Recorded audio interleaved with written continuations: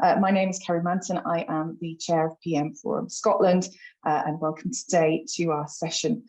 Okay, so we spoke about data-driven decisions, the tools that we can use to acquire data, but how do we know what type of data to actually acquire? How is this data going to benefit your overall marketing strategy as a whole? Well, you want to ask the question, what data would help to add greater clarity to your strategy? What are you trying to achieve? What has your client came to you and said, we need to ensure that people are engaging more with certain pages on the site, or nobody's reading our news articles? This is, I'll broadly call it call tracking. It does more than just calls, okay? There are other products out there. I'd say that if I worked for the BBC. Obviously, I'm not Gary Lineker. So what happens with this is you embed some tracking code on your website, and every time somebody lands on your website, they get a different phone number. Now, some clients get precious about, we've got 0117, 117, 117 or something, to use a Bristol area code. That's fine. You can still use that. You could flag it as existing clients, okay? How do we take a robust approach to data collection? How do we encourage that within our own businesses? Any advice? Maria, can you kick us off with that?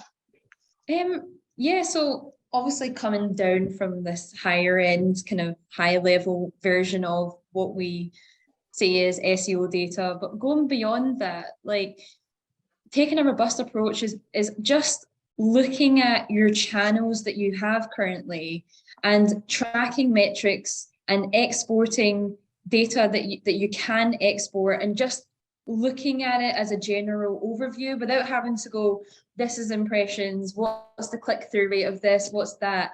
Just taking a broad overview of the data, seeing if something's increased from last period compared to this period, and then benchmarking, what am I going to do in my strategy that's going to improve that? That's the broadest way to approach the acquisition and implementation of strategies to improve your processes, in my opinion. Not going down into the nitty-gritty of it if you don't understand it.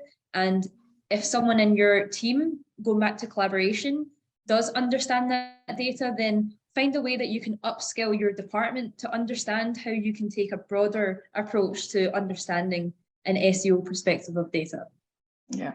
David, do you have anything to add to that? Well, I'm going to go back a step because I'm going to ignore machine collection of data and focus on us humans, okay?